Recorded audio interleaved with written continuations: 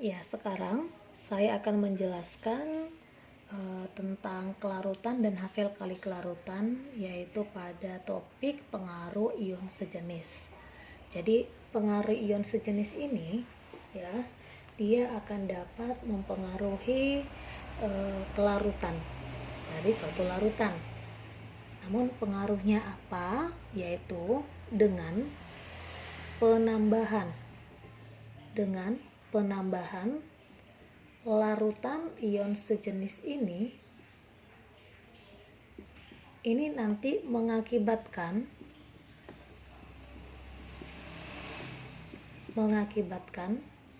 kelarutan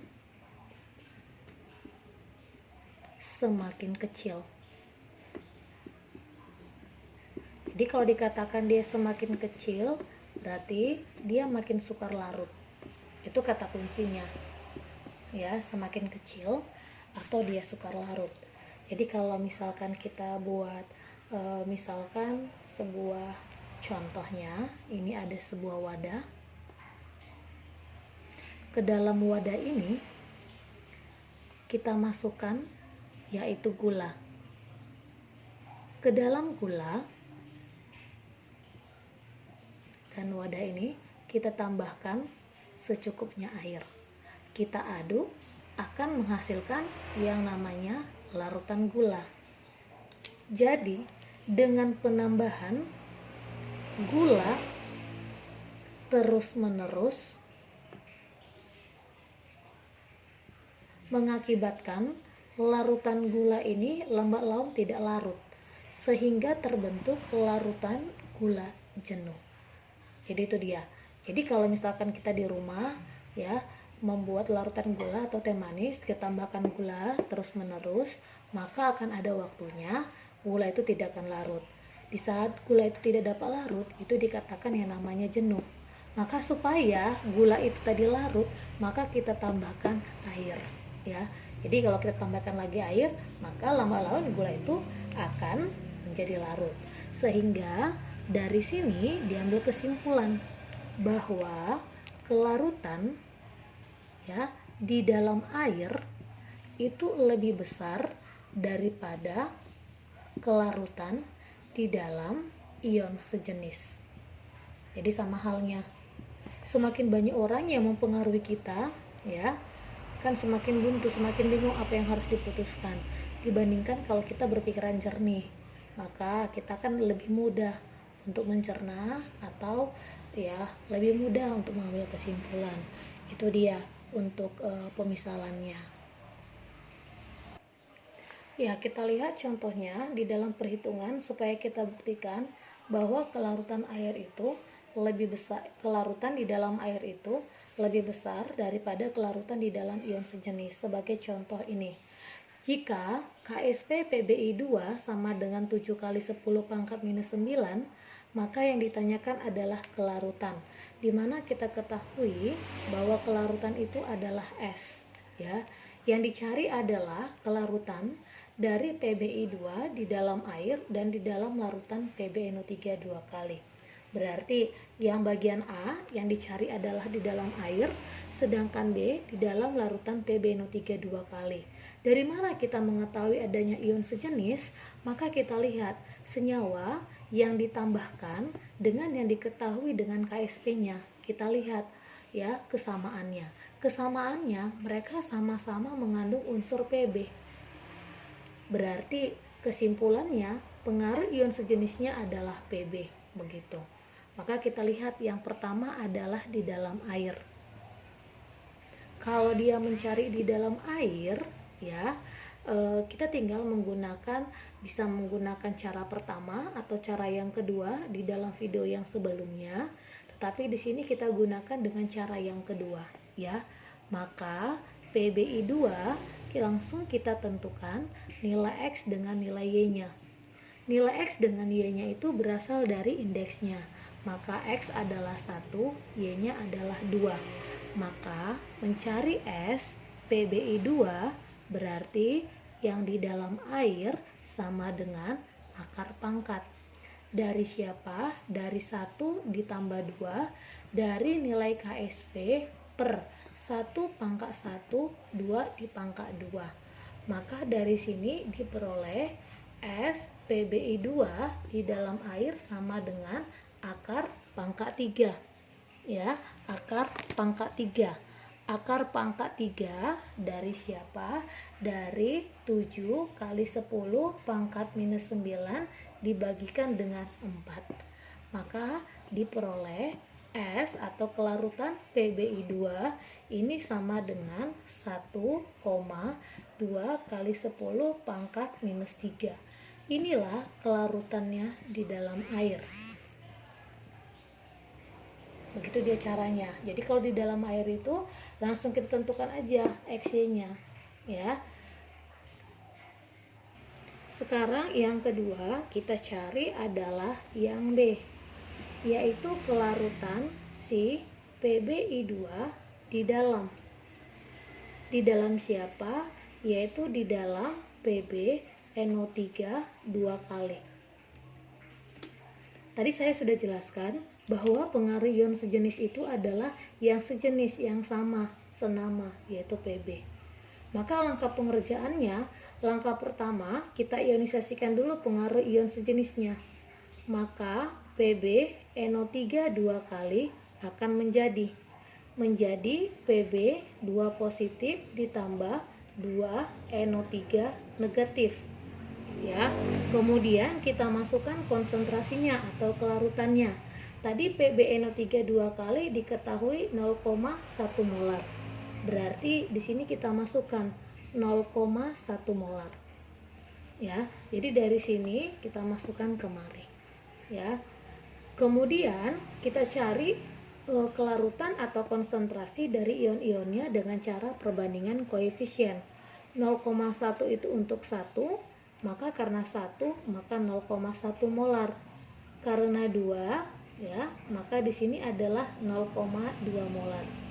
Setelah kita mengionisasikan pengaruh ion sejenis, sekarang kita mengionisasikan apa yang dicari. Yang dicari adalah PBI 2. Berarti ini akan menjadi Pb 2 positif ditambah 2I negatif. Ya. Setelah itu, kita lihat pengaruh ion sejenisnya. Pengaruh ion sejenisnya ini adalah Pb. Maka kita buat seperti ini. Kita lingkari. Ya, baru kemudian kita buat hubungannya. Mau berapa banyak konsentrasi pada pengaruh ion sejenisnya ini, itu akan menjadi konsentrasi dari ion sejenis yang mau kita cari. Sekalipun koefisiennya berbeda. Ketepatan di soal ini kan koefisiennya sama-sama 1. Ya, tidak masalah. Kemudian PBI 2 dengan I negatif kan tidak ada hubungannya dengan pengaruh ion sejenis. Berarti kita buat pemisahan sebesar dengan koefisiennya. Maka ini adalah 2S, karena 1 maka adalah S. Yang mau kita carikan S. S itu selalu diperoleh dari nilai KSP-nya. KSP siapa? KSP yang diketahui atau yang mau dicari. Berarti kesimpulan acuan kita adalah KSP dari PBI 2. KSP yang diketahui ini selalu itu di dalam air. Itu standarnya. Maka ini kita masukkan ke dalam rumus. Ingat, KSP merupakan hasil perkalian konsentrasi ion-ionnya. Dipangkatkan dengan koefisiennya. Maka ini dipangkatkan berapa? 2. Ini dipangkatkan 1, nggak pernah ditulis. Yaudah, sekarang kita masukkan KSP di dalam air. Tadi diketahui adalah 7 kali 10 pangkat minus 9. Ini sama dengan kita substitusi kemari. 0,2 dikalikan dengan 2S dipangkatkan 2. Berarti 7 kali 10 pangkat minus 9 sama dengan 0,2 kali 4S pangkat 2. Berarti kita keluarkan tinggal S-nya. Maka setelah dihitung nanti bahwa nilai S-nya akan menjadi 1 kali 10 pangkat minus 7 molar. Inilah kelarutan ya. Inilah kelarutan dari PbI2 di dalam PbNO3 2 kali. Berarti kalau kita lihat kesimpulannya, kita bandingkan dengan yang sebelumnya, bahwa yang sebelumnya itu diperoleh 1,2 kali 10 pangkat minus 3. Sedangkan setelah kita hitung dari pengaruh ion sejenisnya, kelarutannya menjadi 1,75 kali 10 pangkat minus 7. Maka terbukti bahwa kelarutan di dalam air lebih besar daripada kelarutan di dalam ion sejenis. Dengan kata lain, bahwa semua larutan akan lebih mudah dilarutkan di dalam air daripada di dalam larutan lainnya. Ya, sekarang kita lihat contoh yang kedua pada pengaruh ion sejenis. Jadi katanya KSP MgOH2 kali sama dengan 3,2 kali 10 pangkat minus 11. Tentukan kelarutan MgOH2 kali di dalam A. Air, B. Larutan NaOH dengan pH 12. Berarti yang mau dicari adalah kelarutan. Kelarutan itu adalah S. Setiap mencari kelarutan di dalam air, maka kita gunakan cara yang kedua. Berarti langsung kita tentukan nilai XY-nya. Maka nilai X-nya adalah 1, Y-nya adalah 2. Maka rumus dari S, MgOH 2 kali berarti sama dengan akar pangkat 3 dari yang namanya KSP per 1 pangkat 1, 2 pangkat 2. Dari mana 3? 1 ditambah 2. Berarti ini sama dengan akar pangkat dari 32 saja kita buat kali 10 pangkat minus 12 per 4. Maka diperoleh S dari MgOH 2 kali itu sama dengan 32 bagi 4, 8. Berarti 2 kali 10 pangkat minus 4 molar. Inilah kelarutannya di dalam air. Sekarang kita bandingkan dengan yang B, yaitu kelarutan si MgOH2 kali ini katanya di dalam larutan NaOH. Tetapi NaOH diketahui dengan pH sama dengan 12. Jadi tidak usah bingung ya, walaupun yang diketahui adalah pH. Jadi intinya sama saja. Maka kita lihat, berarti NaOH dengan MgOH memiliki kesamaan.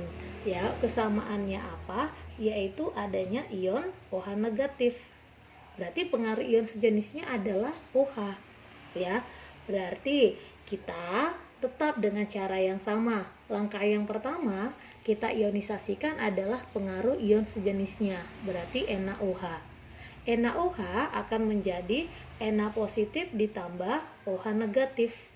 Setelah kita ionisasikan, tadi di awal Ibu katakan bahwa kita masukkan konsentrasi. Konsentrasi itu kan sama dengan kelarutan. Dari mana? Ini kan masih diketahui pH-nya. Ya, berarti pH-nya ini kita ubah. Jika pH sama dengan 12, berarti pOH-nya itu sama dengan 2. Berarti OH negatifnya sama dengan 10 pangkat minus 2. Ingat materi bab sebelumnya. OH negatif ini menyatakan konsentrasi sikung ke kanan kiri. Berarti kalau menyatakan konsentrasi, berarti dia menyatakan S atau dia kelarutan. Berarti yang diketahui tidak kelarutan NaOH, tetapi yang diketahui adalah kelarutan OH negatif. Berarti ini kita masukkan kemari, yaitu kemari. Berarti nilainya adalah 10 pangkat minus 2. 10 pangkat minus 2 itu untuk 1, karena 1 juga 10 pangkat minus 2, ini juga 10 pangkat minus 2. Baru kita ionisasikan dari yang akan mau dicari. Berarti yang mau dicari itu adalah MgOH2 kali. MgOH2 kali ini akan menjadi Mg2 positif ditambah 2 OH negatif. Setelah itu kita cari hubungannya. Hubungannya adalah dari kesamaannya tadi, yaitu pengaruh ion sejenisnya. Ternyata pengaruh ion sejenisnya itu adalah siapa? OH negatif. Maka berapa besar nilai konsentrasinya ini, segitu juga lah konsentrasinya di sini. Sekalipun ini koefisiennya 1, sekalipun ini 2, tidak masalah, tetap 10 pangkat minus 2. Namun di sini tidak ada hubungannya, maka kita buat pemisalan sebesar koefisiennya, berarti SS. Kenapa? Karena 1. Maka S ini selalu didapat dari nilai apanya? KSP-nya. KSP siapa? Yang mau diketahui atau yang dicari, berarti MgOH2 kali. Ingat rumusnya adalah konsentrasi ion-ionnya dipangkatkan koefisiennya 1 dikalikan dengan ionnya satu lagi dipangkatkan dengan koefisiennya. KSP diketahui tadi adalah 3,2 kali 10 pangkat minus 11. Substitusikan, berarti ini adalah S. 10 pangkat minus 2 dipangkatkan 2, kita keluarkan S. Pasti ini S-nya si MgOH2 kali. Berarti minus 2 kali 2, 4. Kemari, maka dia berkurang. Ya, berarti S-nya akan menjadi 3,2 kali 10 pangkat minus 7 molar. Ya, inilah kelarutan MgOH2 kali di dalam siapa? NaOH dengan pH sama dengan 12.